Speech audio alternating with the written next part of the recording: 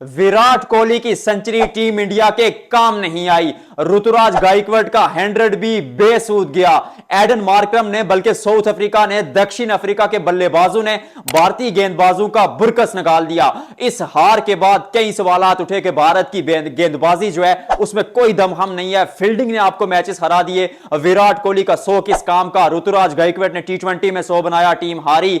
One day में 100 बनाया, team हारी। और समटाइम्स ऐसा होता है कि जब आप 30 बनाते हैं तो टीम जीत जाती है। वो ज्यादा काम के होते हैं। वो 50, वो 100, उसका कोई महत्व, उसकी कोई इंपॉर्टेंस, उसकी कोई अहमियत नहीं होती जब टीम हार जाए। तो बहुत चीजें हैं बात करने के लिए, उन सब पर नजर डालेंगे। लेकिन उससे पहले आप लोगों से मेरा एक सवाल है कि क्या इस हार की कहीं ना कहीं यह भी वजह हो सकती है कि जो सीनियर खिलाड़ी हों, जिनमें रोहित शर्मा और विराट कोहली मौजूद हैं, और टीम मैनेजमेंट जिसमें अजीत अगरकर और कोच गौतम गंभीर मौजूद हैं, उनके दरमियान जो सर्द जंग है, जो एक मीठी सी जंग चल रही है, जो अंदर ही अंदर एक लड़ाई है, एक रिफ्ट है, एक दुश्मनी है, क्या वो भी इस हार की वजह है? क्योंकि उसने टीम इंडिया का ड्रेसिंग रूम का माहौल खराब कर दिया। एक खबर के मुताबिक गौतम गंभीर, रोहित शर्मा, विराट कोहली आपस में बातचीत भी नहीं कर रहे। और इसका सबूत यह है कि ना प्रैक्टिस सेशन में आपने उनको साथ देखा।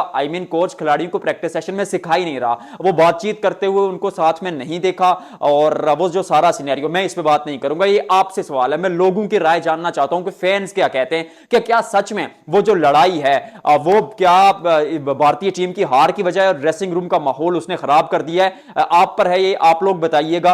और ये ढकी छुपी बात नहीं है, ऑनेस्टली स्पीकिंग, आप कोई के लड़ाई है नहीं है, मैं आपको कह रहा हूं है। और आपस में वो बात भी नहीं कर रहे। हम मुकाबले पर वापस आते हैं। विराट कोहली 100 बनाते हैं, 112 के स्ट्राइक रेट से बनाते हैं, अच्छा खेलते हैं। पिछली वीडियो में मैंने जिक्र भी किया था कि वनडे क्रिकेट का राजा है खिलाड़ी, और इस फॉर्मेट में कद बहुत बड़ा। ऋतुराज गायकवाड ने भी 100 बनाया, दोनों अच्छा खेले। केएल राहुल ने फिनिश किया और भारतीय टीम 359 पे पहुंच जाती है। 359, कैसी भी कंडीशन हो, कैसी भी पिचेस हो, अगर आपकी टीम डिफेंड नहीं कर पाती, क्योंकि स्कोर बोर्ड पे रन्स हो तो आप पे प्रेशर होता है। भले ही आप फर्श पर क्यों ना खेल रहे हो, भले ही आप एक रोड पर खेल रहे हो, या जितनी मर्जी पाटा विकटे हो, आपको ये रन्स डिफेंड करने पड़ेंगे। और बुमराह के बगैर आपकी गेंदबाजी बिल्कुल एक रद्दी की टोकरी जैसी गेंदबाजी है। क्योंकि अर्शदीप सिंह, अगर अर्शदीप सिंह, माफ कीजिएगा, अर्शदीप सिंह को थोड़ा सा साइड पर रखेंगे। प्रसिद्ध कृष्णा, हर्षित राणा, ये फील्डिंग कहीं और होती है, गेंदबाजी और कहीं और कर रहे होते हैं। जब केशव महाराज आए, कार्बिन बोश आए, तो आपने उनको क्या किया?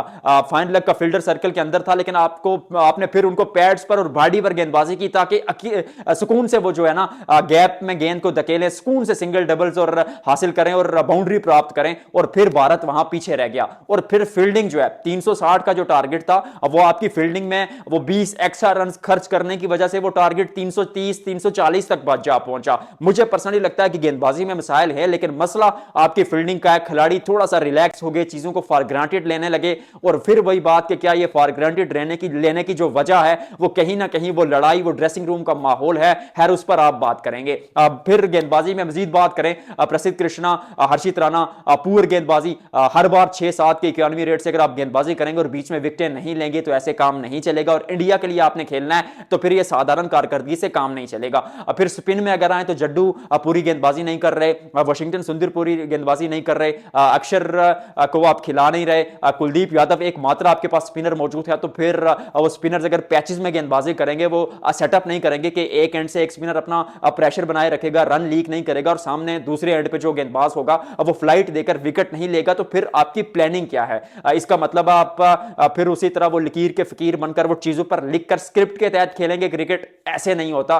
तो गेंदबाजी में बहुत दिक्कतें, बहुत समस्याएं टीम इंडिया के लिए। और अगर बात की जाए, कहीं ना कहीं कैप्टनसी भी थोड़ी मैटर करती है। वो अटैकिंग अप्रोच बनाने में नाकाम रहे। केएल राहुल बीच में जब इजी सिंगल्स लीक किए, फील्डर्स को भी दूर धकेले रखा और इजी सिंगल्स रहते रहे साउथ अफ्रीका के बल्लेबाज। और इस पिच पर ऑनेस्टली स्पीकिंग बल्लेबाजी करना आसान भी था। और पिच की जहां तक बात है, अब थोड़ा सा भारतीय टीम को पिच के बारे में भी सोचना पड़ेगा। या तो अगर बैटिंग पिचेस बनाते हैं तो फिर अपनी बल्लेबाजी पर ट्रस्ट करें और उन्हें टारगेट दें कि इतना स्कोर बना कर दीजिए हमें। खैर, स्कोर अभी भी अच्छा था, लेकिन ओवरऑल में ये एक कुलिये के तहत बात कर रहा हूं कि अपनी स्ट्रेंथ पर खेलिएगा। और अगर स्पिन पिच बनानी है या गेंदबाजी के लिए पिच बनानी है तो अपने गेंदबाजों पर ट्रस्ट करें। अब आज की जो पिच थी, आपने शुरू पर उसको धीमा रखा और खुद बल्लेबाजी पहले आ गई। आप 20 दफा लगातार ओडीआई क्रिकेट में टॉस हारे, टॉस आपके हाथ में था भी नहीं, लेकिन वो टॉस हारने की वजह से आपको खुद शुरू पर बल्लेबाजी करनी पड़ी। शुरू पर बल्लेबाजी करना थोड़ा मुश्किल था, इसलिए वक्त लिया यशस्वी जायसवाल ने। रोहित शर्मा जल्दी आउट हुए, विराट कोहली ने रन बनाए ऋतुराज गायकवाड़ ने,